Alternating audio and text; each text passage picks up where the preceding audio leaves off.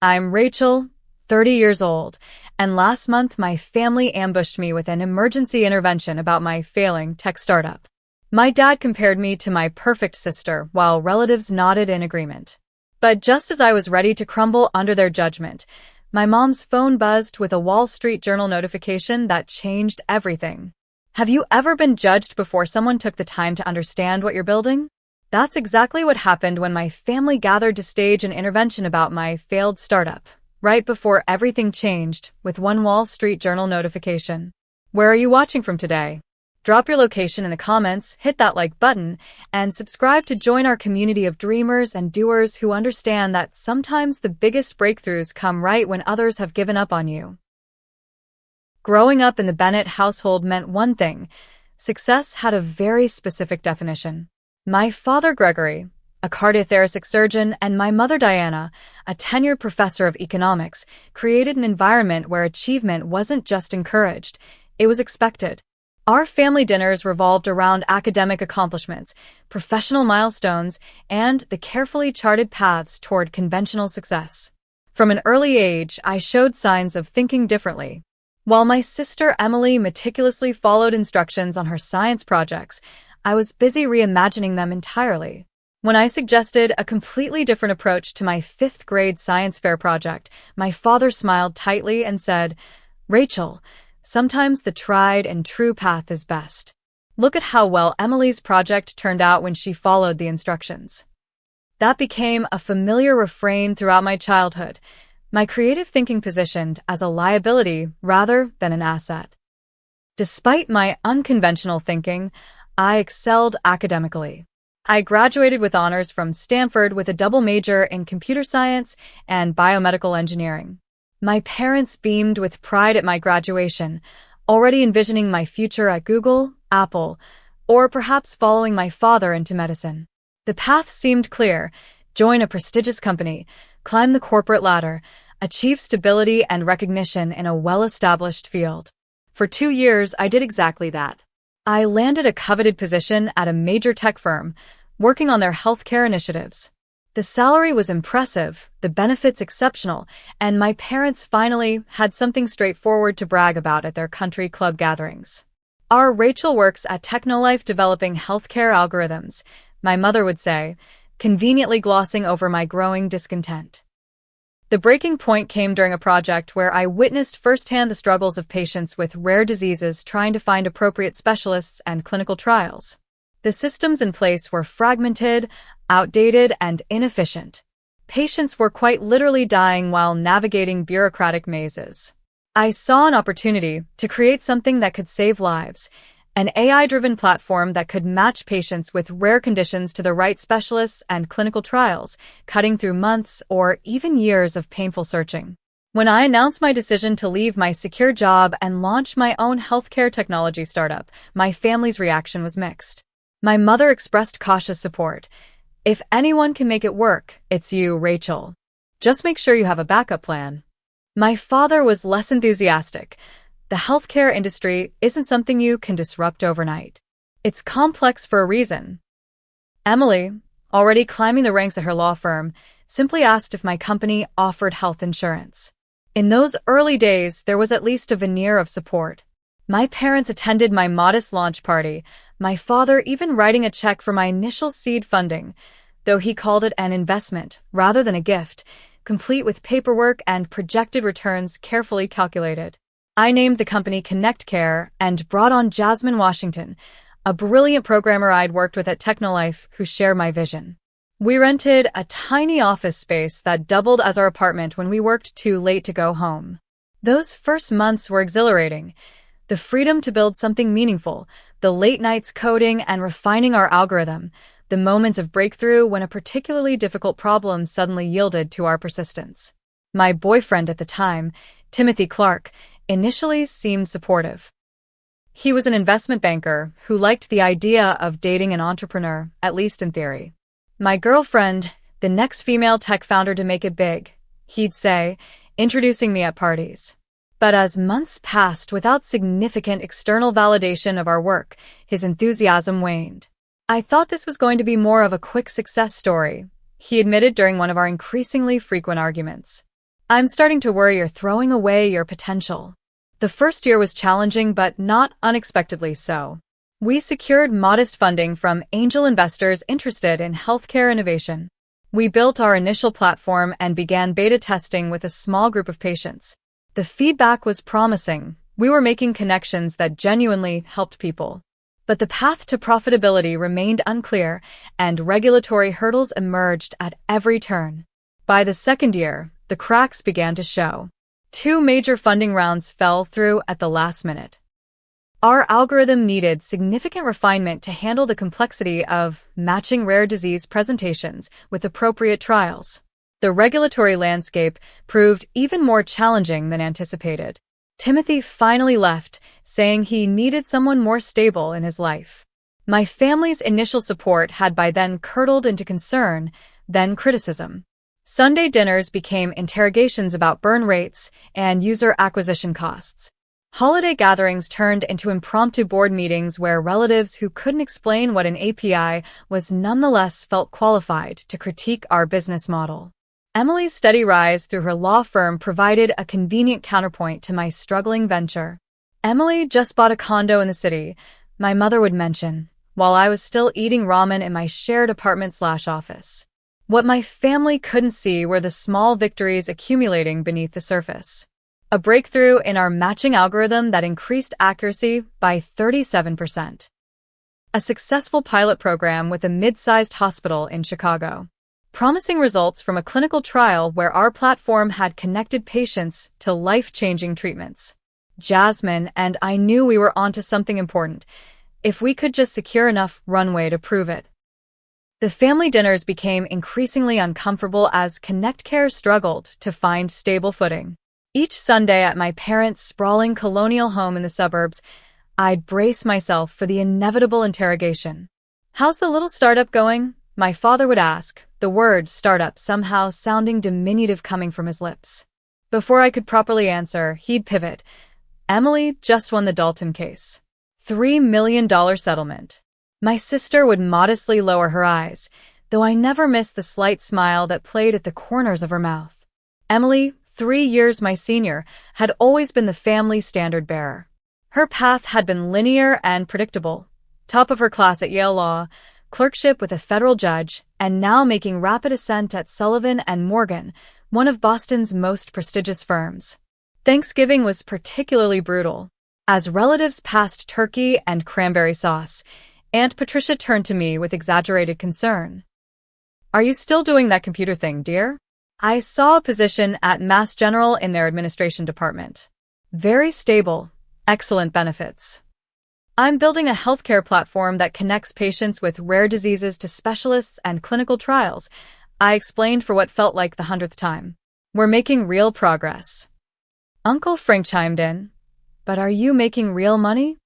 The table erupted in laughter while I pushed mashed potatoes around my plate. The crescendo came when Emily announced her promotion to partner during Christmas dinner. Crystal champagne flutes appeared as if by magic, and my father gave a speech that brought tears to my mother's eyes. "Your mother and I always knew you were destined for greatness," he said, raising his glass to Emily. "You've made us so proud by choosing a path of excellence and seeing it through." I clapped along with everyone else, genuinely happy for my sister despite the implicit comparison. When my father caught my eye across the table, he added, "And Rachel, we're sure you'll find your footing too, once you're ready to get serious." January brought a new crisis. Our primary server crashed, taking our platform offline for 3 crucial days. We lost a potential partnership with a research hospital as a result. Our bank account was dwindling, and payroll for our small team of 5 loomed large. After exhausting other options, I swallowed my pride and called my father. We met at his country club, where he sipped scotch and listened to my pitch with clinical detachment. "So you need $50,000 to bridge until your next funding round?" he clarified, examining me over his glasses the way he might assess a resident's questionable diagnosis. "It's a loan, not a gift," I emphasized. "We have a meeting with Horizon Ventures next month. Their portfolio specifically focuses on healthcare technology, and they've expressed serious interest." My father set down his glass. "Rachel, I've supported your adventure for 2 years now. Your mother and I are concerned that you're trapped in a cycle of almost but never quite making it. Have you considered that it might be time to cut your losses? Dad, we're so close to a breakthrough. Our algorithm is performing better than anything on the market. We just need a little more time. He sighed heavily. I'll discuss it with your mother, but I think what you need isn't more money. It's a reality check. 2 days later, I received a text from my mother. Family emergency meeting this Saturday at 4 p.m. Please come to the house. It's important. When I called to ask what was happening, she was evasive. Your father feels we all need to talk about your situation. Emily will be there too. That night, I stayed late at our office, working on refinements to our matching algorithm. At 2 a.m., I had a breakthrough that increased our accuracy to nearly 95% for certain rare conditions. I texted Jasmine, who called me immediately despite the hour. This could be it, Rachel, she said, her voice vibrating with excitement. With this improvement, we can finally demonstrate real clinical impact at scale. I know, I said, feeling a mixture of elation and dread. But my family's called some kind of intervention about the business for Saturday. They're going to try to convince me to shut it down. There was a pause on the line. Are you considering it?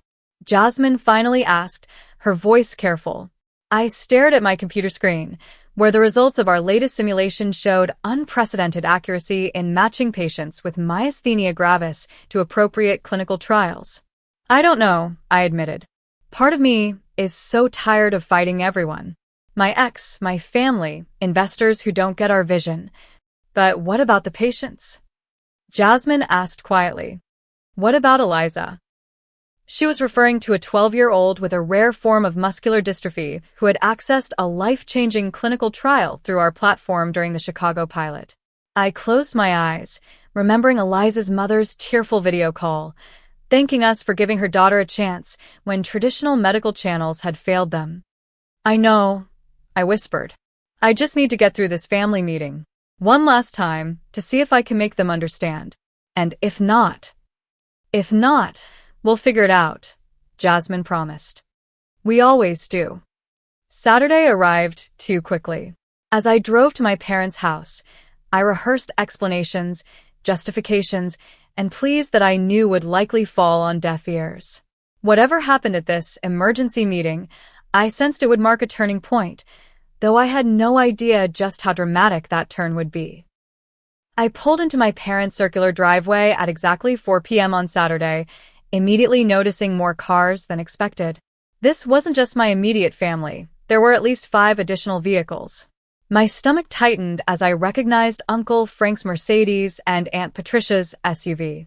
This wasn't a meeting, it was an ambush. The front door opened before I could ring the bell. My mother stood there, her expression a complicated mixture of sympathy and determination. Rachel, sweetie, she said, hugging me briefly. Everyone's waiting in the living room. Everyone, I echoed. Mom, what exactly is happening here? She avoided my eyes. Your father feels it's important that we all talk openly about your situation. The living room fell silent as I entered. The scene was surreal, like walking into my own intervention on a daytime talk show. My father stood by the fireplace, clearly positioned as the authority figure. Emily sat primly on the sofa, a legal pad balanced on her knee.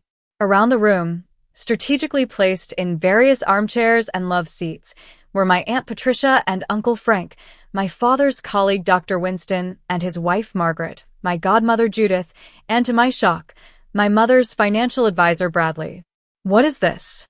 I asked, remaining standing despite the conspicuously empty seat placed directly across from my father. My father cleared his throat. Rachel, please sit down. We've gathered as a family because we're concerned about the path you've chosen. And Bradley is family now? I asked, nodding toward the financial advisor who had the decency to look uncomfortable. Bradley is here to offer professional perspective, my father responded smoothly. Please sit. Reluctantly, I took the seat, feeling like a defendant facing a jury. My father had clearly rehearsed his speech. For 2 years, we've supported your entrepreneurial experiment. We've watched you pour your savings, your time, your relationships, and your talents into a venture that shows no signs of viability. As a family, we can no longer stand by while you waste your potential and jeopardize your future. Uncle Frank nodded vigorously. Your father asked me to look at your business plan, Rachel. The burn rate is unsustainable without significant investment, which hasn't materialized after 2 years. That's usually a market signal. You showed him our confidential business documents? I asked my father incredulously. I showed him what you showed me when you asked for $50,000, my father replied. And Frank agrees the outlook isn't promising. Aunt Patricia leaned forward. Honey, no one's saying you aren't smart or hardworking. But sometimes the smartest thing is knowing when to cut your losses. I have a friend at Massachusetts General Hospital. I don't want to work at Mass General, I interrupted. Our platform is finally showing real clinical impact. We're helping patients with rare diseases find treatments that could save their lives. But is it financially viable? Bradley asked gently. Even the most altruistic venture needs a sustainable model. We're pre-revenue by design, I explained, feeling like I was speaking a foreign language they couldn't understand. We're building the network and refining the algorithm before full-scale monetization. It's standard for this type of platform. Dr. Winston shook his head. I've seen many medical innovations fail not because they weren't good ideas, but because they couldn't navigate the regulatory landscape and financial realities of healthcare. My godmother Judith, who had remained silent, finally spoke. Rachel, we're worried about you personally, too. Timothy was such a lovely young man, and your mother tells me you hardly date anymore. You're working all hours, living in your office. Timothy left because he wanted to date a status symbol, not an actual person with ambitions, I retorted, my composure slipping. And my personal life isn't up for family debate. Emily, who had been scribbling notes, looked up. I've taken the liberty of drafting some options for you, she said, her tone professionally sympathetic. I have contacts at several tech firms who would be interested in someone with your background. You could leverage your startup experience as an asset rather than a liability in the job market. That's very thoughtful, Emily, I said tightly, but I'm not looking for a job. I have one. I'm the CEO of a company that's doing important work. My mother, who had been uncharacteristically quiet, touched my arm. Sweetheart, we know you believe in what you're doing, but you've always been so idealistic. Sometimes reality doesn't match our dreams, and that's not failure, it's life.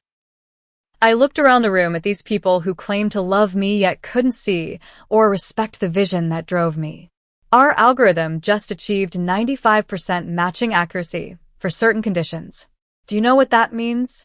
It means patients who would otherwise spend years searching for appropriate treatment can find it in days. It means lives saved. My father sighed heavily. Rachel, everyone wants to save the world when they're young. But there are established channels for medical innovation for a reason. If your idea had merit, wouldn't the market have validated it by now? The market is broken, I insisted. That's exactly why we're building this.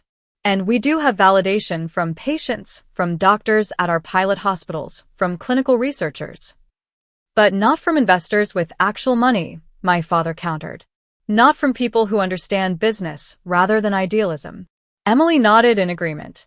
Rachel, I admire your passion, but passion doesn't pay bills. I've worked systematically toward partnership for 8 years. It took discipline, strategic choices, and sometimes putting aside what I wanted in the moment for the bigger picture. My father gestured toward Emily, his face lighting up with unmistakable pride. Exactly. Your sister made partner while you play entrepreneur.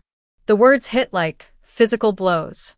The room fell uncomfortably silent as everyone absorbed the harshness of my father's statement. I felt tears threatening but refused to let them fall. I stood up, gathering my purse. I think we're done here, I said quietly. Rachel, don't be dramatic, my father started. We're trying to help you. No, I responded, finding strength in the clarity of the moment. You're trying to make me into something I'm not. You've never understood what I'm building because you've never really tried to understand. My mother looked pained. Rachel, please. Your father just wants what's best for you. He wants what he thinks is best for me, I corrected. There's a difference. As I turned to leave, the strangest thing happened. My mother's phone buzzed loudly in her pocket. She automatically reached for it, glancing down at the notification. Her expression changed from concern to confusion.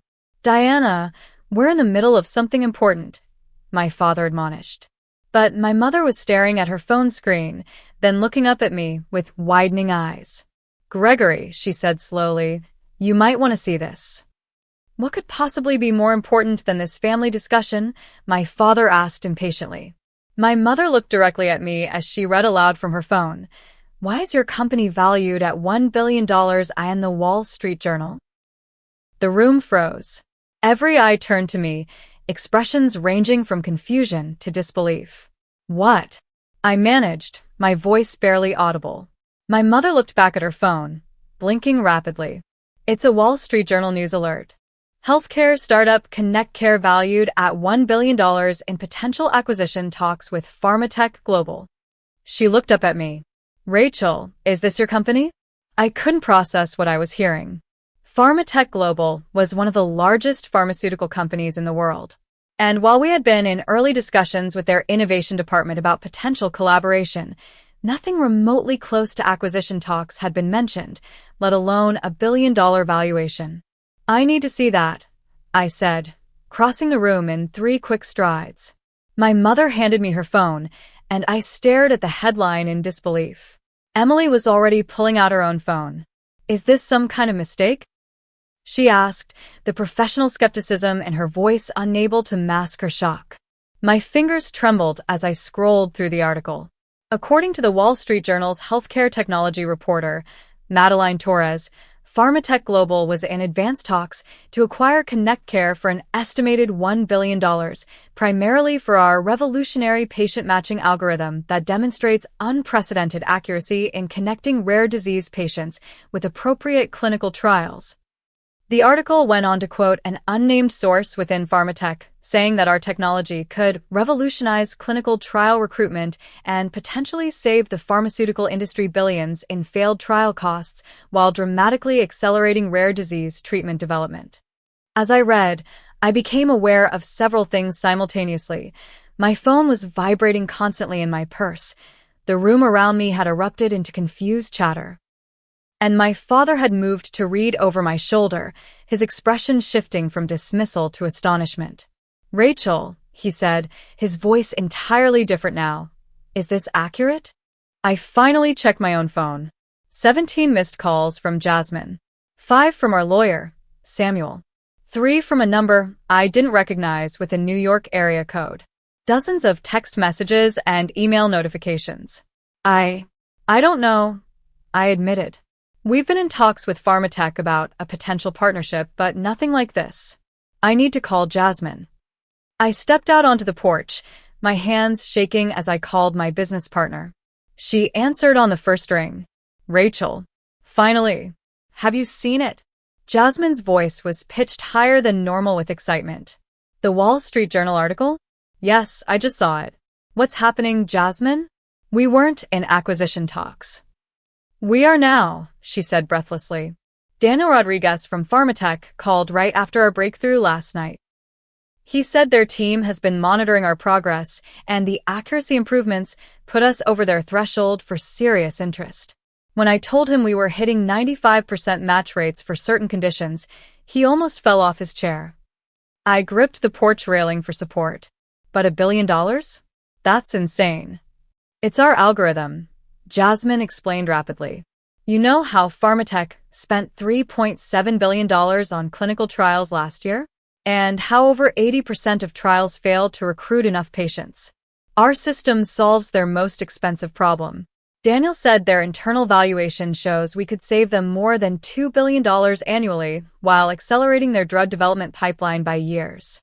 My mind flashed back to all those late nights, the endless iterations of code, the meetings with patients and doctors to understand the real-world problems we were trying to solve. All those moments when we felt like we were shouting into the void, trying to convince people that what we were building mattered. But how did the Wall Street Journal find out? I asked. We haven't agreed to anything. That's the thing, Jasmine said, her voice dropping. I think Pharmatech leaked it. Samuel thinks they're trying to establish a public valuation to justify the purchase to their board and shareholders. He's been going crazy trying to reach you. We need to meet with the legal team immediately.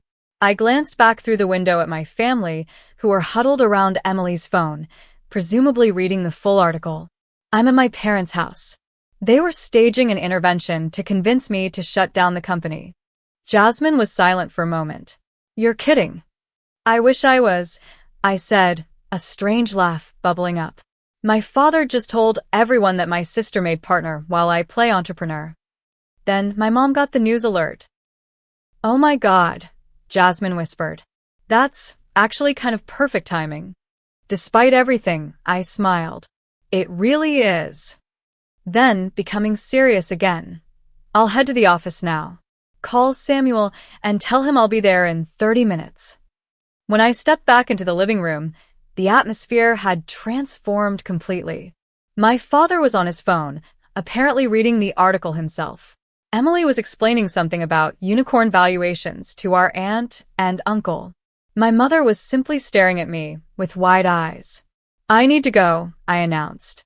There's apparently a situation I need to address with my team. My father looked up. Rachel, why didn't you tell us your company was in talks with Pharmatech Global? Because we weren't in acquisition talks until, apparently, today, I replied honestly. And even our partnership discussions were under NDA. Non-disclosure agreement. Emily translated for the room unnecessarily.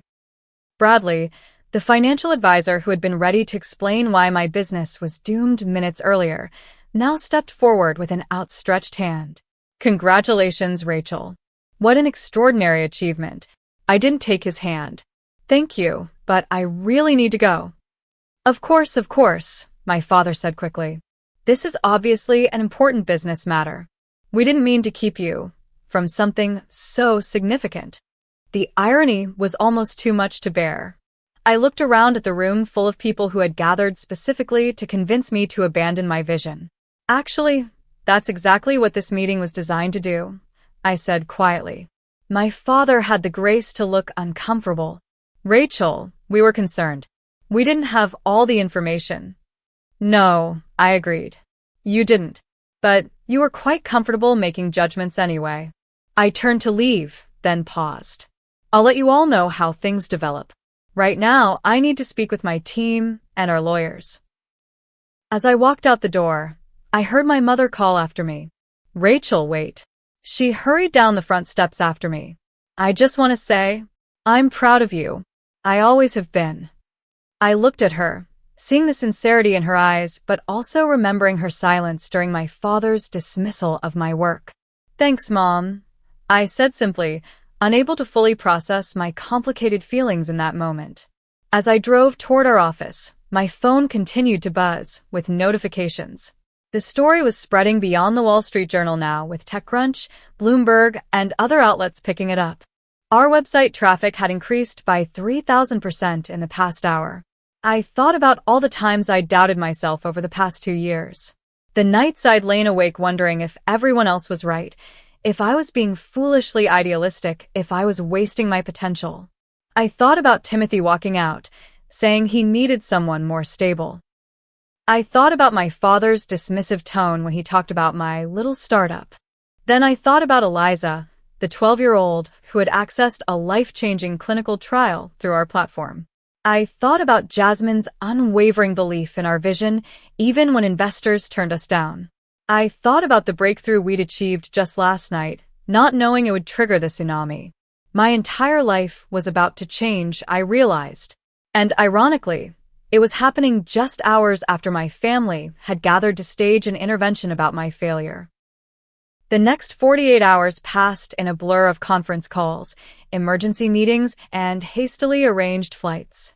Our tiny office transformed into a command center as we brought in our lawyers, financial advisors, and key team members to address the sudden spotlight on ConnectCare. The first call with Daniel Rodriguez of Pharmatech confirmed what Jasmine had told me. They were indeed serious about acquisition talks, though they hadn't intended for the news to leak quite so dramatically. Their legal team was handling the premature disclosure, but now that the cat was out of the bag, they wanted to accelerate our discussions. "Your timing couldn't have been better with that algorithm breakthrough," Daniel said during our video conference. "Our clinical research team validated your results this morning. It's exactly what we've been looking for." By Sunday evening, we had a preliminary term sheet from Pharmatech outlining a potential acquisition valued at $950 million in cash and stock options. Samuel, our lawyer, pointed out that this was less than the billion-dollar figure mentioned in the media. "They're testing to see if the publicity has gone to your heads," he explained. "Standard negotiation tactic. They know the technology is worth more than this, especially with the publicity driving up perceived value." Jasmine and I spent that night reviewing every detail of Pharmatech's proposal. "The question isn't just about the money," Jasmine said, her eyes red-rimmed from lack of sleep.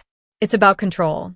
If we sell outright, we can't guarantee they'll use the technology the way we intended." She was right.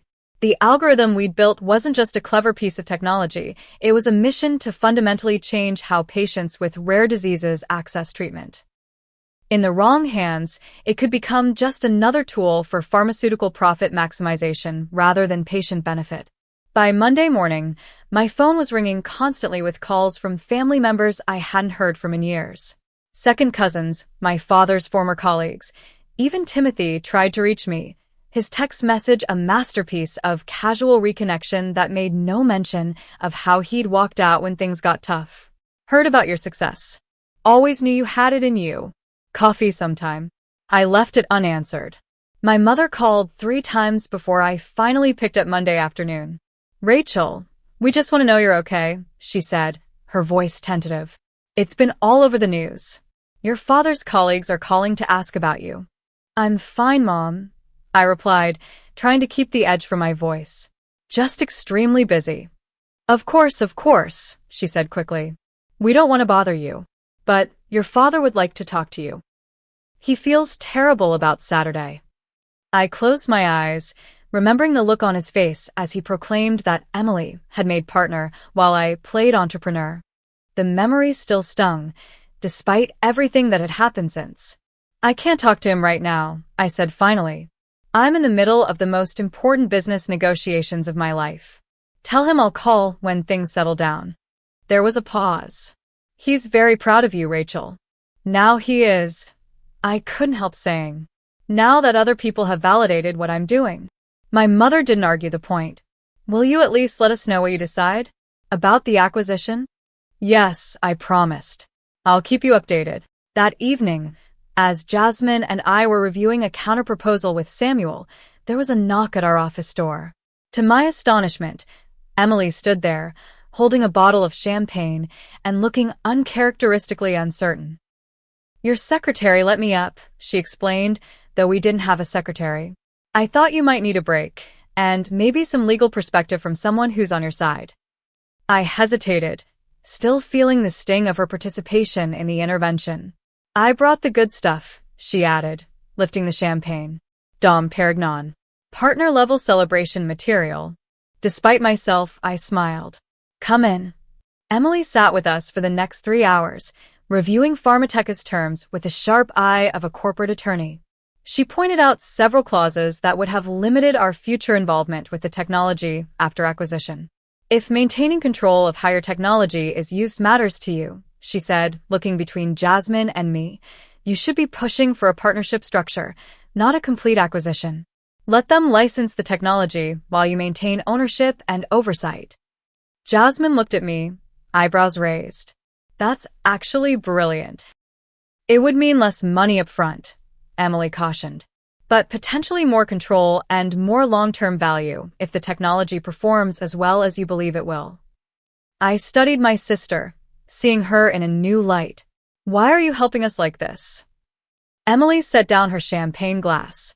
"Because I was wrong," she said simply. "I bought into Dad's perspective without really understanding what you were building. And because you're my sister, and I don't want you to get screwed in the biggest deal of your life just because tech acquisitions are my specialty." The next morning, We presented a counterproposal to Pharmatech, a strategic partnership instead of an acquisition, with a licensing structure that would provide immediate capital while allowing us to maintain control over the core technology and its implementation. To our surprise, Daniel Rodriguez didn't immediately reject the idea. "Let me take this to the board," he said. They were interested in acquisition for the simplified structure, but your technology is unique enough that they might consider alternatives. On Wednesday afternoon, my father appeared at our office. He stood awkwardly in the reception area, looking out of place among the whiteboards covered in code and the young programmers rushing about. "Rachel," he said when I emerged from my office, "could we speak privately?" I led him to a small conference room and closed the door. For a moment, neither of us spoke. "I owe you an apology," he finally said. "I was wrong about your company, about your vision." "Yes, you were." I agreed, not making it easier for him. He nodded, accepting this. "I've spent my career working within established systems. When you talked about disrupting healthcare matching, I couldn't see it because I've only ever experienced the traditional pathways.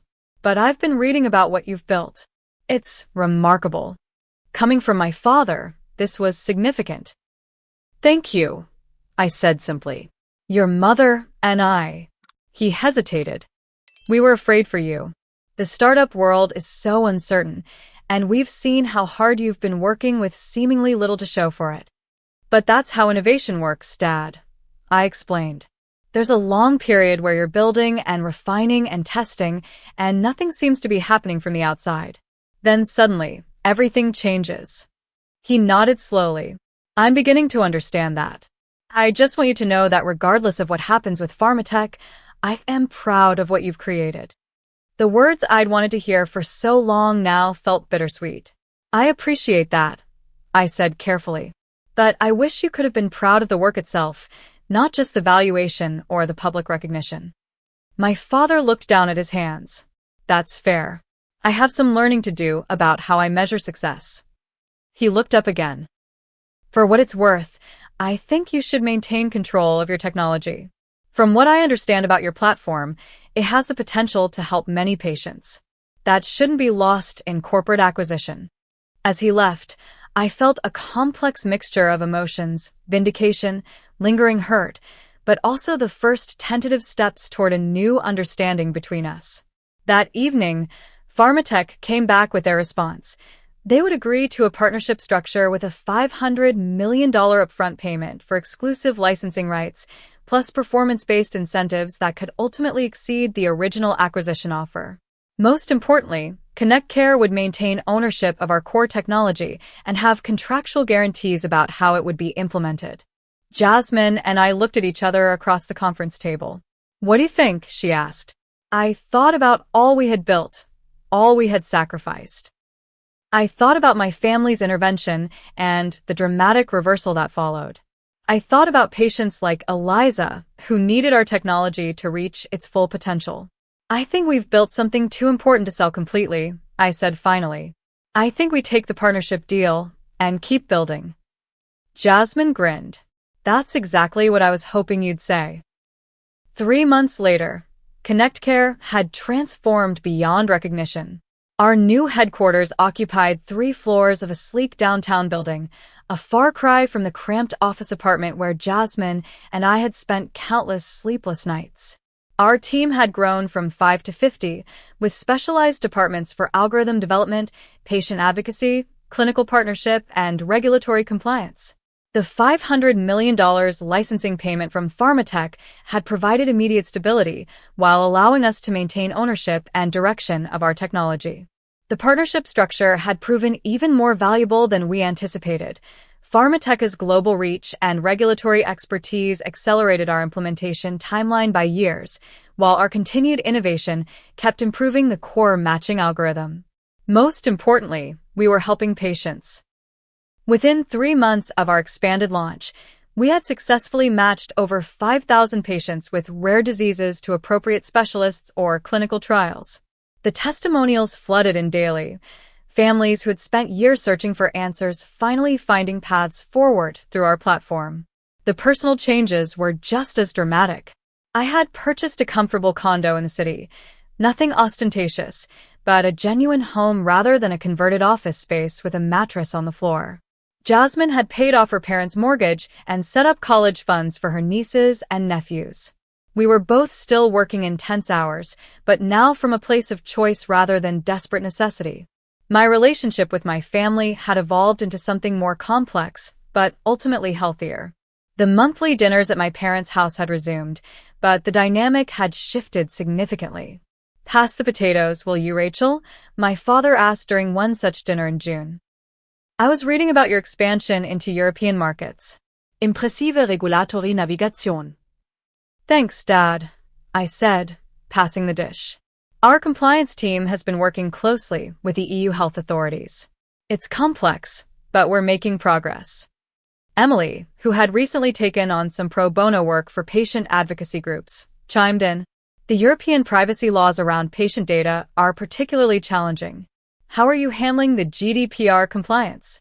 The conversation flowed into a technical discussion of international healthcare regulations, territory where my father and sister were genuinely interested and engaged rather than dismissive. My mother watched with a small smile, occasionally contributing but mostly seeming content to witness this new family dynamic.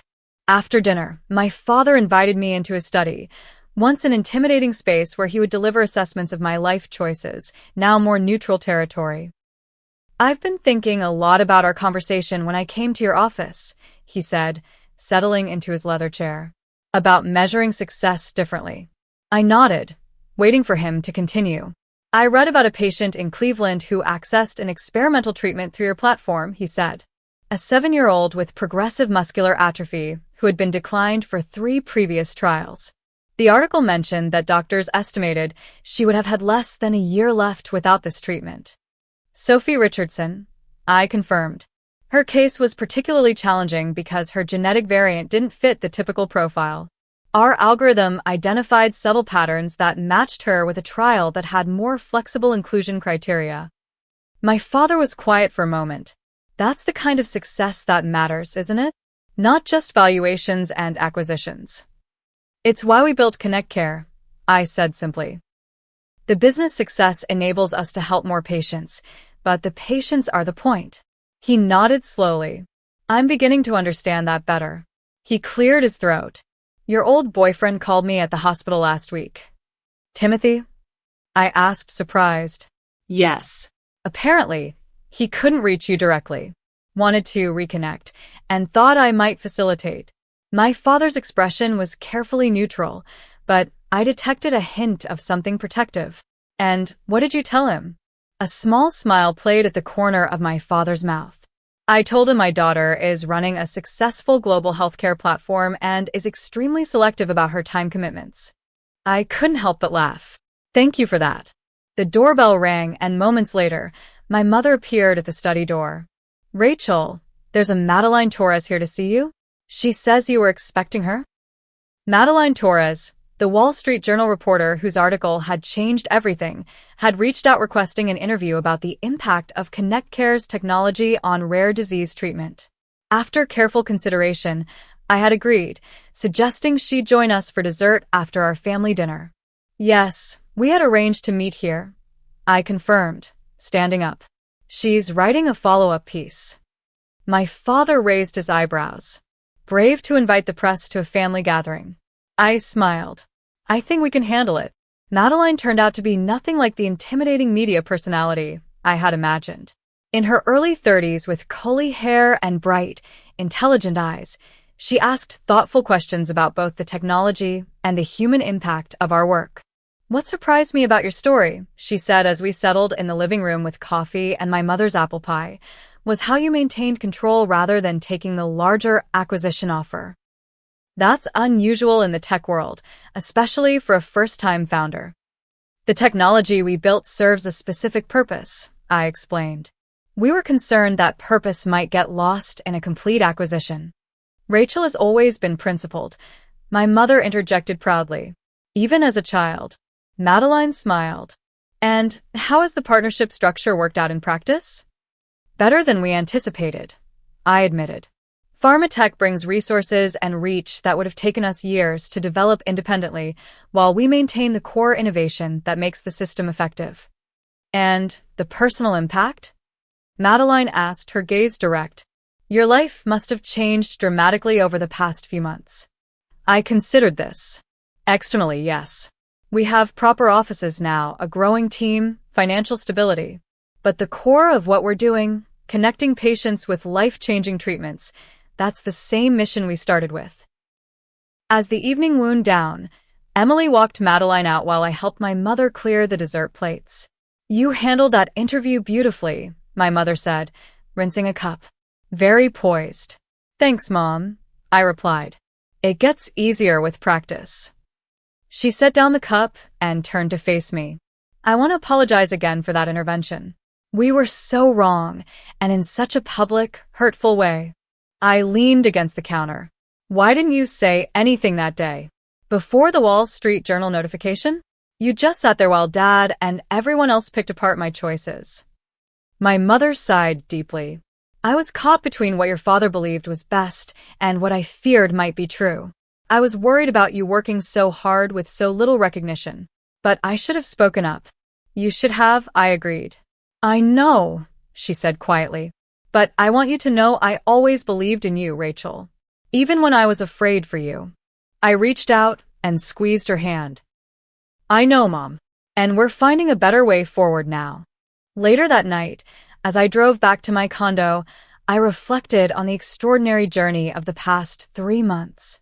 The technology we had built was helping people in ways we had always envisioned but had struggled to make others see.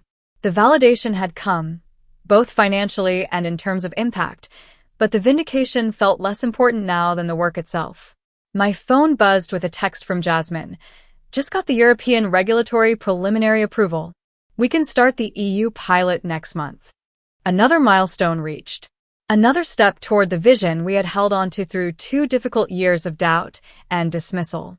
As I pulled into my parking space, I felt a deep sense of gratitude, not just for the success, but for the struggle that had shaped both our technology and my own resilience along the way. 1 year after the Wall Street Journal article that changed everything, Connect Care had evolved beyond what Jasmine and I had dared to imagine in those early days working from our converted apartment office. Our patient matching platform, now operated in 12 countries, had facilitated over 20,000 rare disease treatment connections and had become the gold standard for clinical trial recruitment. The financial success was undeniable. Our partnership with Pharmatech had exceeded performance metrics, triggering additional payments that brought our total compensation close to the original billion-dollar valuation. Jasmine and I had both become wealthy by any reasonable standard, though we remained actively involved in the company's operations and strategic direction. But the true measure of our success wasn't in bank accounts or valuations. It was in the emails, letters, and video messages that arrived daily from patients and families whose lives had been transformed through connections made on our platform. One Tuesday morning, I sat in our glass-walled conference room reviewing quarterly performance data when my assistant, Amanda, knocked gently. There's someone here to see you, she said. Sophia Richardson and her mother. They don't have an appointment, but they were very hoping to meet you personally. I recognized the name immediately. The 7-year-old with progressive muscular atrophy, whose case I had mentioned to my father months earlier. Please send them in, I said, closing my laptop. The girl who walked through the door looked nothing like the frail child I had seen in medical files. Sophia Richardson had bright eyes, pink-tinged cheeks, and moved with the careful but determined steps of someone regaining strength. Her mother, Catherine, followed close behind, her expression a mixture of gratitude and wonder. Miss Bennett, Catherine began, her voice catching. We just wanted to thank you in person. The clinical trial your system matched Sophia with, the doctors are calling her response miraculous. Sophia looked up at me solemnly. Mom says your computer is magic and found the medicine that fixed my muscles. I knelt to her level. Not magic, just very good at finding the right matches. But I'm so happy it helped you. Me too, she said simply. I can go to school now. And dance class starts next week. The Richardsons stayed for nearly an hour. Catherine explained the transformation in clinical terms, how the gene therapy they'd accessed through our platform had halted the progression of Sophia's disease and begun to reverse some of the damage. But it was the small details that moved me most.